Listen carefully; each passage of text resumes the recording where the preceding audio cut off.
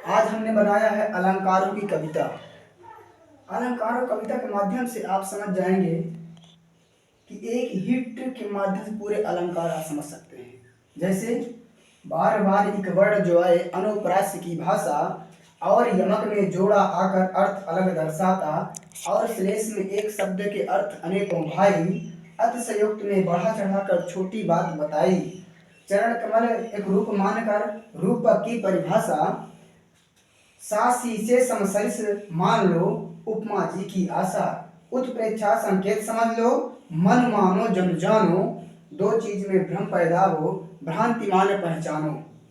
जैसे बार बार एक वर्ण जो है अनुप्रास की भाषा, यानी एक ही वर्ण की बार बार आवृत्ति होती है, वहां पर अनुप्रास अलंकार होता है। जैसे तरनी तट जा तट तमाल तरवर बौछाए, यानी एक ही वर्ण की बार बार ताता की आवृत्ति हुई, इसलिए यहाँ पर अनुप्रास अलंकार हुआ।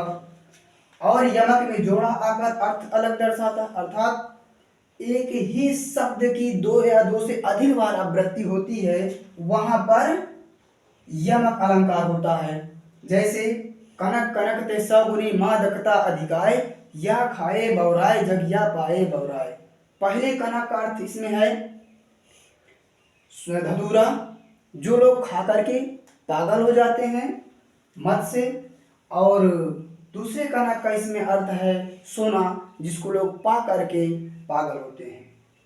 और श्लेष में एक शब्द के अर्थ अनेकों भाई, यानी एक ही शब्द के दो या दो से अधिक अर्थ निकले, वहां पर होता है आपका श्लेष अलंकार। जैसे चरण धरत चिंता करत चितवत चारि ओर, सुवर्ण को खोजत फिरत कई व्यभिचारी चोर।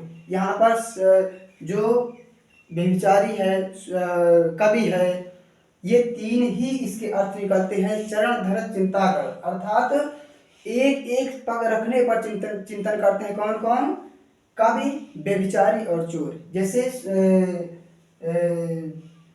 अगला है अतिशयोक्ति में बढ़ा चढ़ाकर छोटी बात बताए, यानी अतिशयोक्ति में बहुत बड़ी चीज को छोटी बता दी जाती है, बहुत छोटी चीज को बहुत बड़ी बता दी जाती है। जैसे हनुमान की पूंछ पर लगा न पाई आग, सिगरी लंका जल गई गए निशाचर भाग।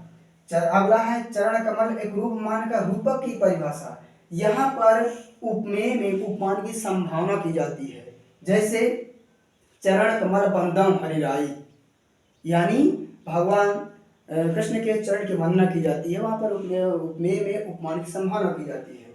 सा सी से समसरिस मान लो उपमा जी की आशा, यानी कहीं पर भी सा सी से समसरिस आता है तो वहां पर उपमा अलंकार हुआ करता है। जैसे सिया मुख शशि चंद्र शाह, उत्प्रेक्षा अलंकार है। उत्प्रेक्षा में संकेत समझ जन जानो जन मन मानो, यानी जन मानो जनु जानो, ये सब ऐसे शब्द आते हैं, वहां पर उत्प्रेक्षा अलंकार। जैसे सोहत ओढ़े पीठ पद श्याम सलोने गात, मनो नीलमणि शैल पर आता प्रयोग प्रभात।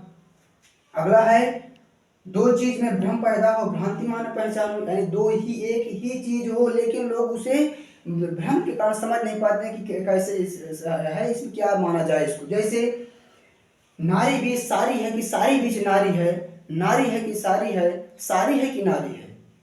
यानी दो, जब चीरहरण हुआ द्रौपदी का तो दुर्योधन समझ नहीं पा रहा था कि इतना ज्यादा कपड़ा इकट्ठा हो गया था कि वहां पर नारी ही नारी है कि सारी ही सारे, भ्रम उसको हो गया। यहाँ पर भ्रांतिमान अलंकार होगा।